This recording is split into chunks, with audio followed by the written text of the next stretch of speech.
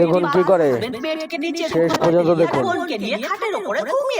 এদিকে নিচে মেয়েটির প্রচন্ড শীত লাগার কারণে সে কাঁথা গায়ে দেওয়ার চেষ্টা করতে থাকে, কিন্তু মেয়েটির বোনের ঘুম ভেঙে যায়। এর জন্য সে মেয়েটির চুল ধরে টানতে থাকে, কারণ মেয়েটি ও তার বোন ছোটবেলা থেকে নিজেদের চুল একসঙ্গে বেঁধে রেখেছিল।